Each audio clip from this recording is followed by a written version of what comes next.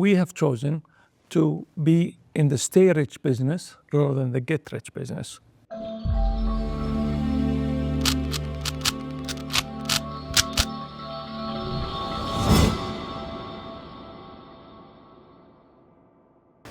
Welcome back to Mastering Complexity. I'm your host, Owen McCall, here with a fresh episode in 2025. We're joined today by Mr. Abdulmohsin Al Omran, CEO and founder of the Family Office and Petiole Asset Management here in Zurich. Thanks so much for joining us today. Thank you. I'd love to zoom in a little bit on your early journey. What led up to you founding the Family Office, and what really turns you on to entrepreneurship in general? Thank you for having me. Well, the journey started once I finished my degree in Saudi Arabia at King Fahd University of Petroleum and Minerals. The name might be misleading, but I studied finance. And from there, I moved on to Bahrain. I worked at Gulf International Bank and then into the UK, and I did my MBA at the Cass Business School in the evening. And I continued my career until I got to Investcorp, which is a private equity shop out of Bahrain. And then I moved to Goldman Sachs. At Goldman Sachs, I have seen the concept of wealth management by family offices, whether in Switzerland, whether in other European countries or the US, like Michael Dell Family Office and so forth. So I said, wow, this is interesting.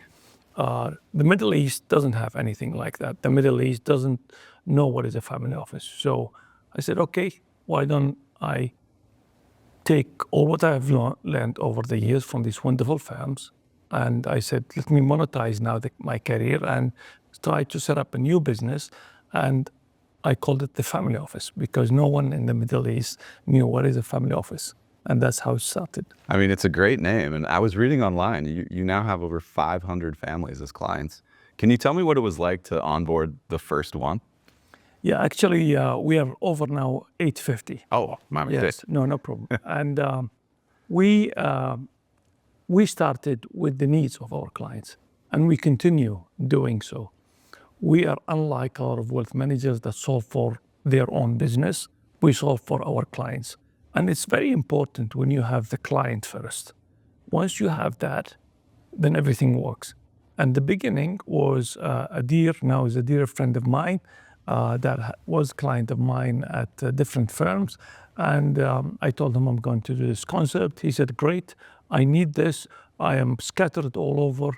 I would love somebody to put all this together. And I remember in my first presentation, I took a puzzle and I was explaining, can you see the picture? And they say, no.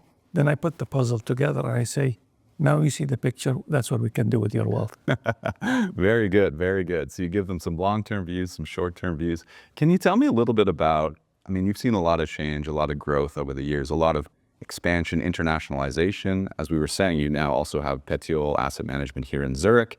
Talk to me about the connection between the GCC and Europe here in terms of family office wealth and asset management. Sure. Well, Petiole Asset Management is our asset management arm, which hosts the Zurich entity, which is FINMA registered as a collective scheme, which is, as you know, in Switzerland is a rare thing. And we thank FINMA for granting us this license. And they, of course, they did their due diligence and found out that the credibility, the systems, the governance that we have, and we've been granted this license now for over 6 years. Also, Petiole has the New York office and the Hong Kong office. So the objective of Petiole is to be the investment arm, asset manager of the family office. So our investment team resides between Switzerland, New York and Hong Kong, find that opportunities and then channel those opportunities to the family office. The family office plays the role of the operation, the technology, the relationship management and so forth. So we're very close to our clients on the grounds. We're definitely going to get into technology in a little bit. And I know congratulations on the recent launch of Financial Goal, which we'll get to in a second.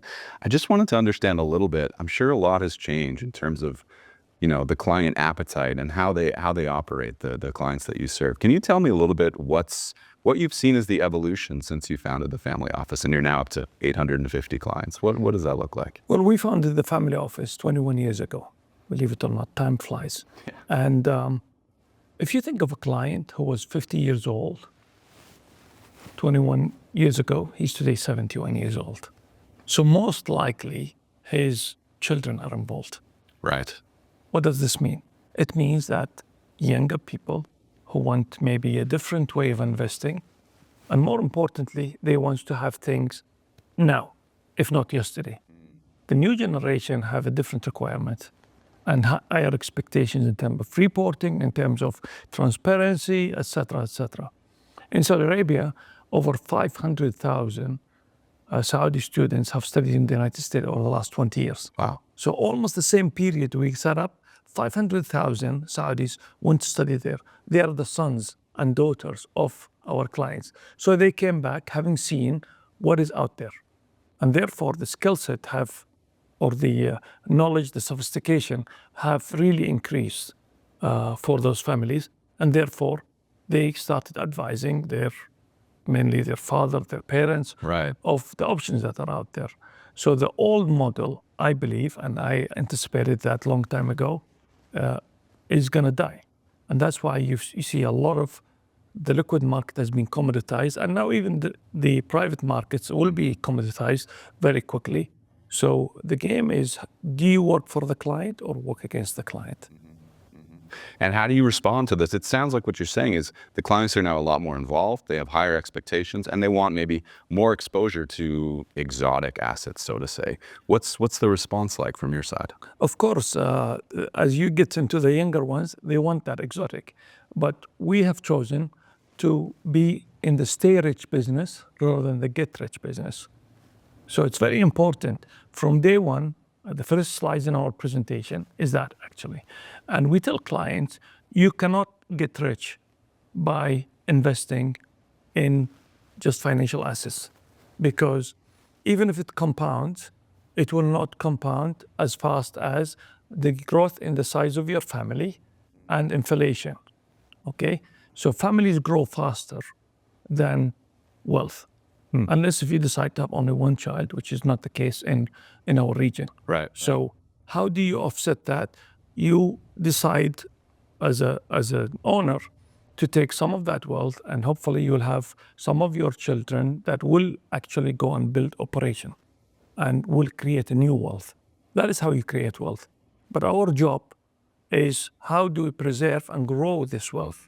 Okay, so we chose to be on the stay rich, not the get rich business. And we explain that to our clients, and some of them get it, some of them think no, they can actually go and take more risk. And most of them, they end up making accidents by not having an investment policy, etc. And they come back again and say, yes, we get it now. It's we're in the hard way, but this is the only way to do it is to have proper asset allocation and to go into the long-term game. Right, right. This balance between preservation and growth is integral to the family offices. For sure. Very interesting. Now, let's pivot a little bit. Let's talk about Financial Goal, the new product that you've recently launched, and we're proud to have collaborated here at Swissquant with you to make this happen. Can you tell me a little bit about the vision for the product? What was it in response to, and what's the reception been like so far? So from day one, we worked with families to have a goal, okay? And obviously a financial goal. This is not a football game. This is a financial goal. So we worked with families that started, I'll give you an example. A client of mine started with 5 million. And the goal was he wanted to get to 25 million.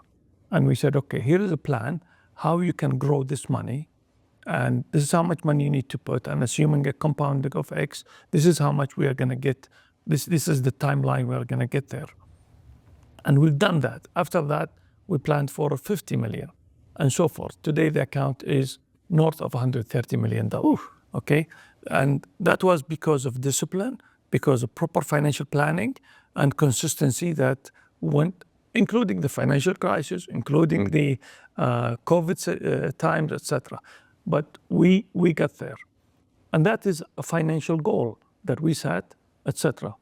The beauty today is, unlike 21 years ago when we started, we had to do this on an Excel sheet, etc. Today, we have great firms like your firm that have developed softwares that enables us to visualize to the clients how this could look like as a plan, as a financial goal, with a much more sophisticated algorithm with probability assigned to it and so forth, and giving the client a different optionality. So we thank you for coming up with such solutions, because it is an integral part to our industry, and it really fits into our technology journey. So we've integrated into that, and we were able to now go back to our client and say, you remember what we've planned? Here is a better way maybe to visualize it, and do you want to set new goals? Very good. But it sounds like visualization has been something that's been integral to you since the start. You used the puzzle to begin with. So it's a lot about perception, I'm assuming, and making things more concrete when you're in a client relationship and client meetings. What's the reception been like on the client side to the product so far?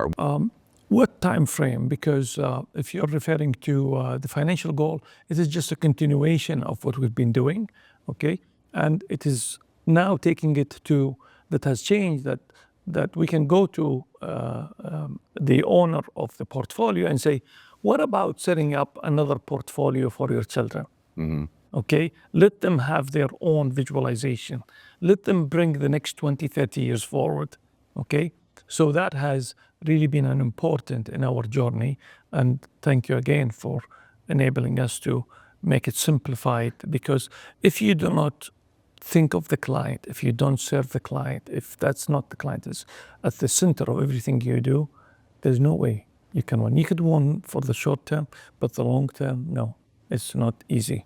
Yeah, yeah, and we feel the same. And I'm sitting here today with one of our most valued clients. But I'm wondering if you could tell me a little bit about what was the collaboration like working with Swissquant? How did the project come to life?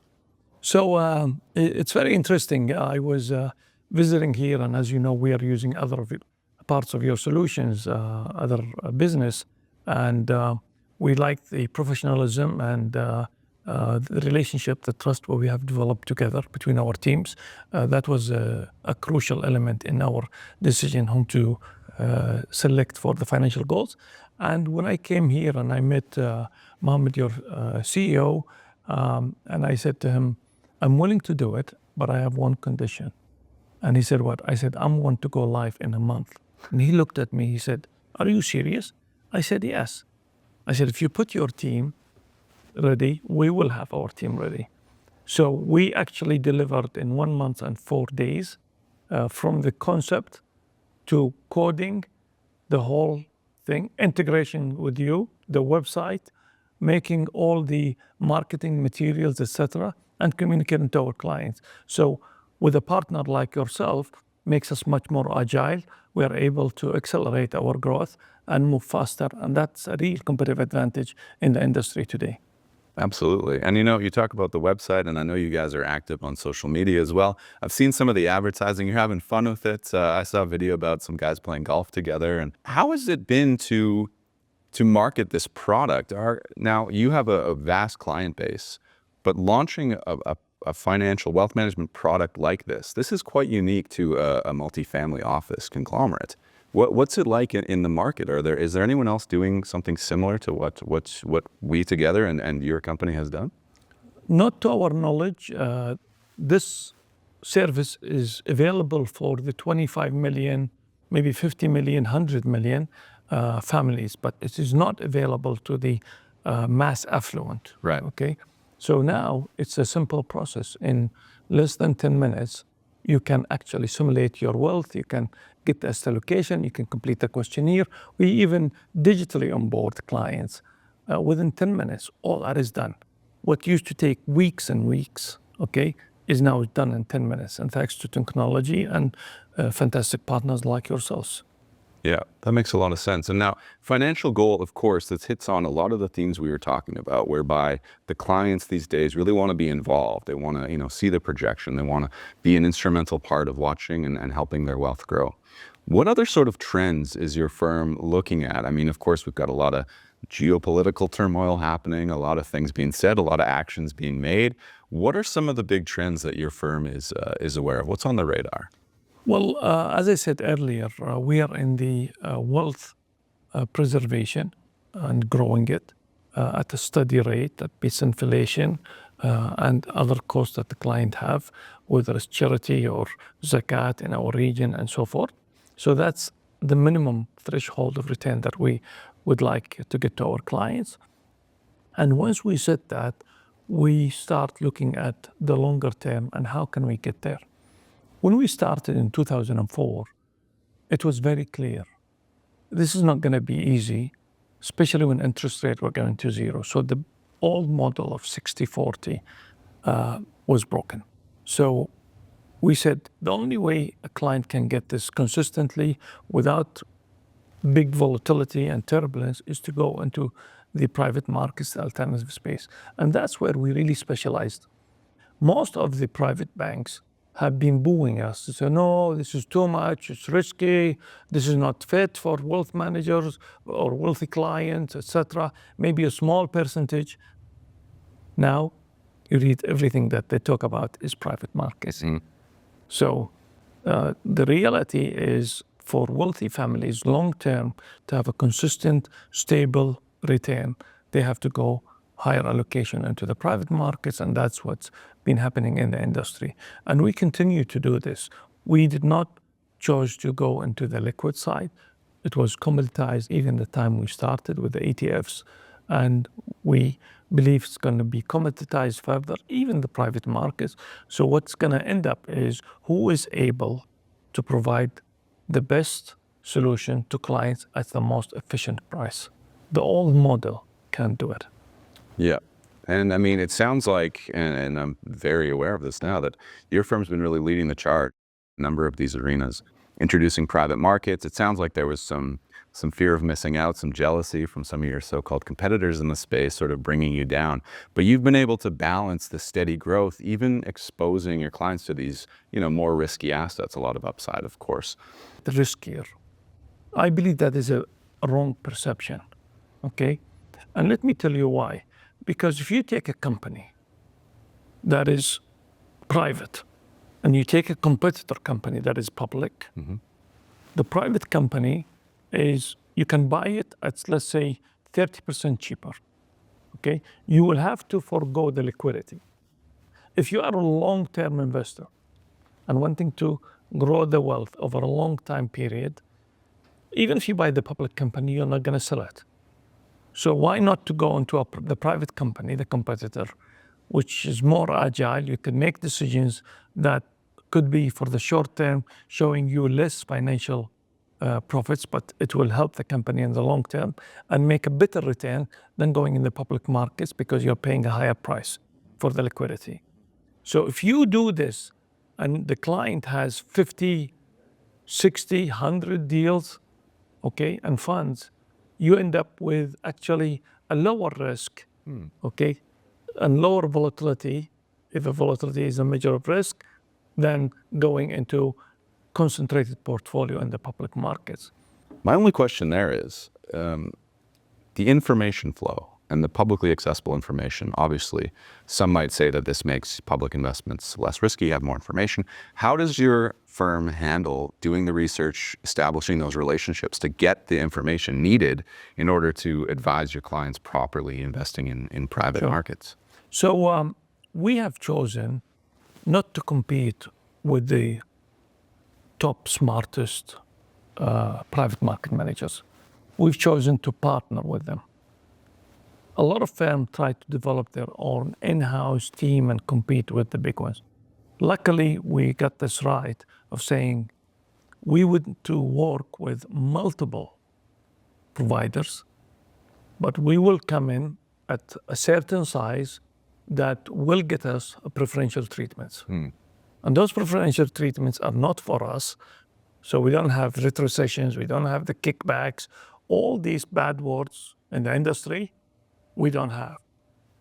All the things that we save ends to be to the benefit of the client. And I cannot emphasize more the focus on the client being served first. And that by itself enabled us to go to the best managers, identify them. Most of them initially, of course, resisted. But as they saw that we are able to grow, we are able to have the offices in New York and Hong Kong and Zurich, We have a professional team that can respond within 48 hours, yes and no. We develop the trust, and now we even give them discretionary mandate because now they understand our needs. Okay, we exclude certain sectors. We exclude, for example, energy. Okay, because every morning our clients in the Middle East are long energy. Every morning they wake up naturally. Okay, so what we've done, we have excluded that from our mandates. So there is no double risk, okay, for our clients. So it's very important that we focus on client needs, the risk, okay? It's not about, yes, we found a good energy deal, let's give it to our client. We're not a placement. It's a completely different, the inverse of a placement model. I'm curious about your firm and its own internal growth too. You talked about expansion. You've got offices in Hong Kong, New York, here in Zurich, and throughout the GCC. Tell me a little bit about what's next there. What's exciting around internationally, and is there differences between the different regions? So we have chosen to be the leader in the Middle East, and we are really strengthening our position. We have expanded our relationship team. We've implemented an AI to empower the relationship team and our clients to get more information, more accurate, more timeliness, etc.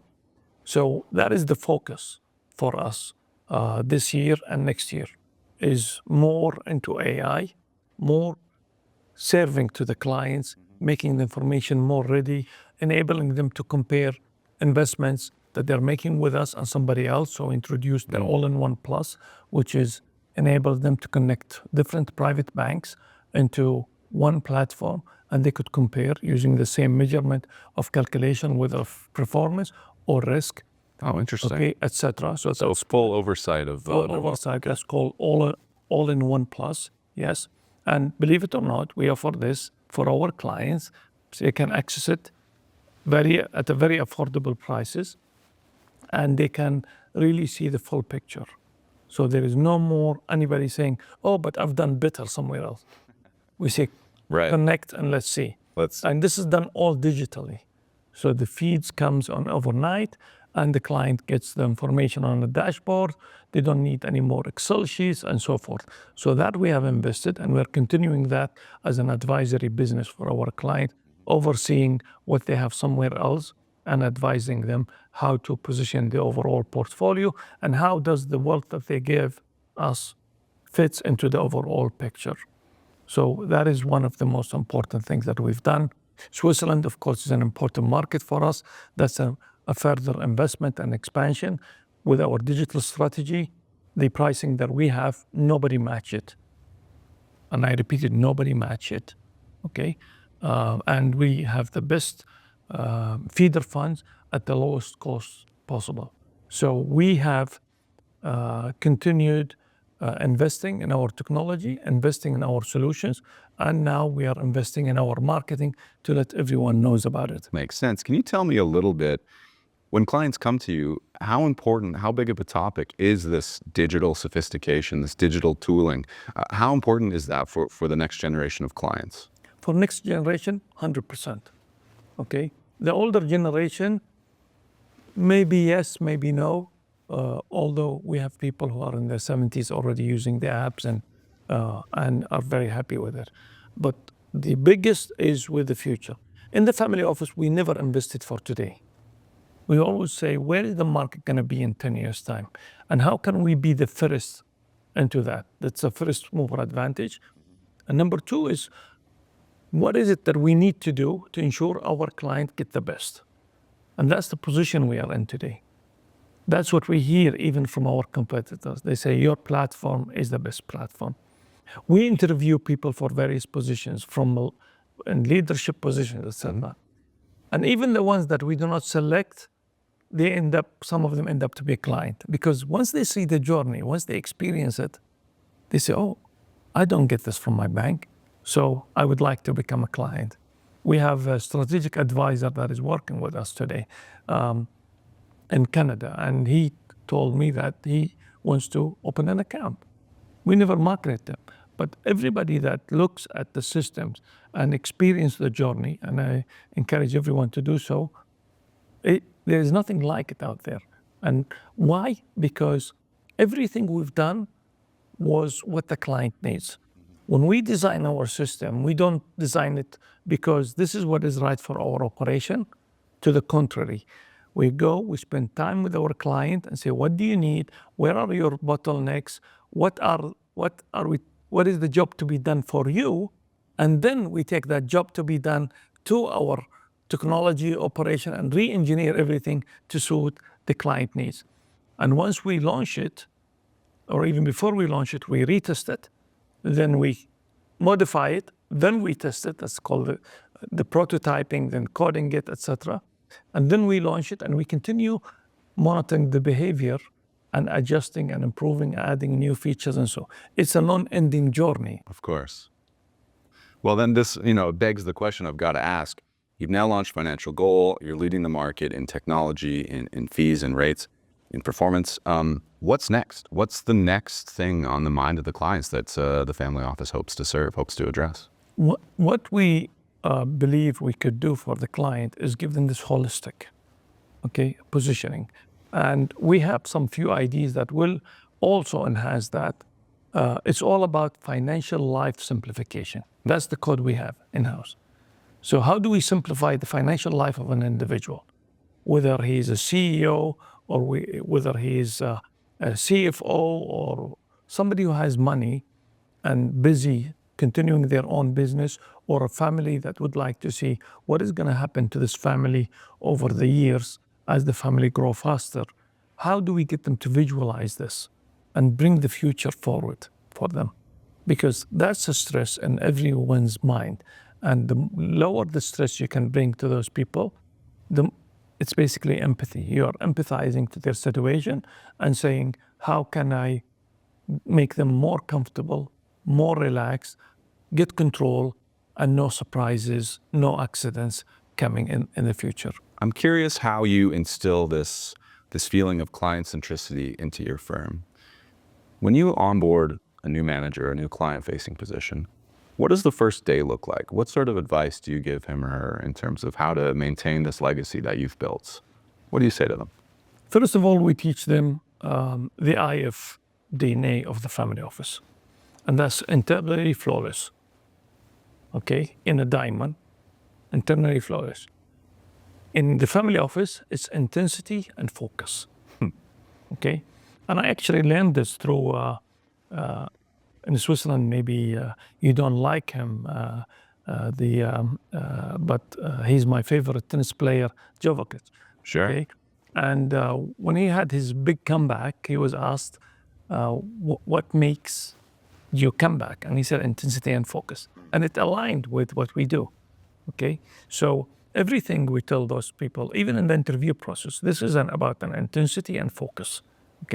Then we get them through a very intense training program to really understand the products, client needs, our processes, our values, and then let them go out, but with somebody who has been long enough in the business to ensure that those standards are met. It's a longer process, because we are not in the business of asset gathering. If you are in the business of asset gathering, you will go and get today a real estate like a lot of competitors did in the last 5-6 years. Sure. Everybody would buy real estate. You don't need salespeople to do that. We don't not invest in this sector because we believe interest rate is going to come up, and it did. So we give them all the right solutions, and to think about solution, customize for every individual client as opposed to product offering. And that's a huge differentiating factor. Definitely. Could you tell me a little bit just about the client evolution in the GCC? I mean, you talked about that, especially with Financial Goal and the services you offer, it's not for the mass affluent. There's a certain threshold. Can you talk to me about what do the numbers look like, percentages of new people, new family coming into the arena where you operate? What does the wealth growth look like in the region? So there are a number, it depends which segments we are talking about, but definitely the new Vision 2030 have empowered a lot of people to go into certain sectors that has a much higher growth.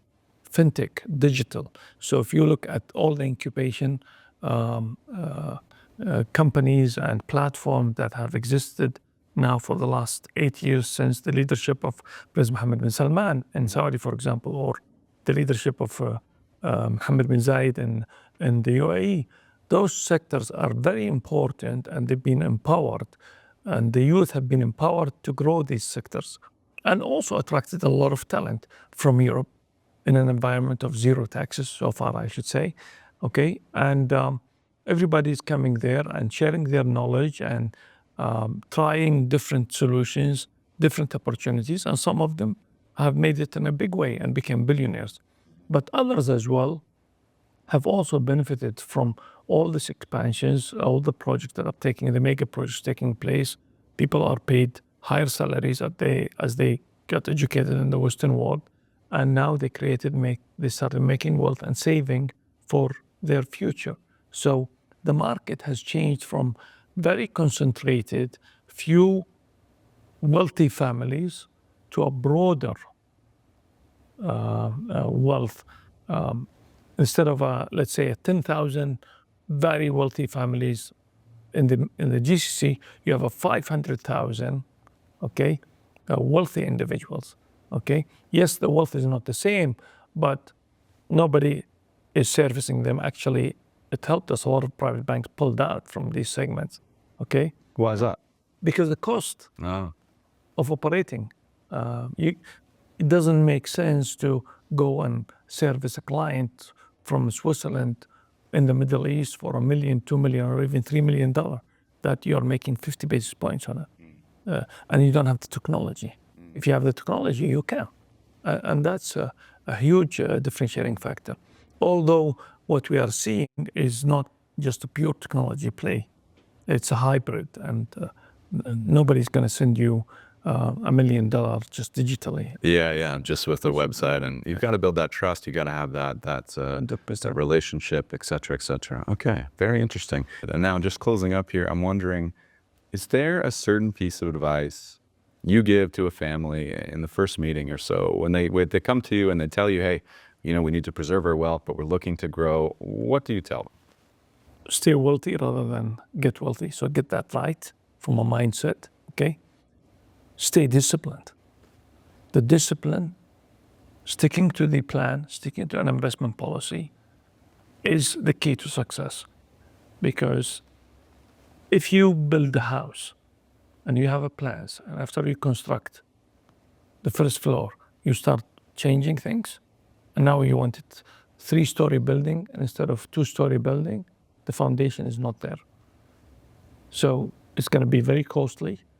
It will derail the process and so forth. It's exactly the same thing. Stay disciplined, stay the course, diversify, invest with the best managers, okay? Don't try to guess which company is going to do better. You will have some failures, which is the nature of the beast, but overall, you're going to make great returns. Some will go to zero, some will give you 3, 4, 6 times. That has been our experience. And then overall, you're going to make great returns. Very good. Thanks so much for joining me today. It's been a real pleasure speaking with you, and I wish you and your firm all the best. Thank you very much. And we are really proud to have the relationship with you. Thank you, sir.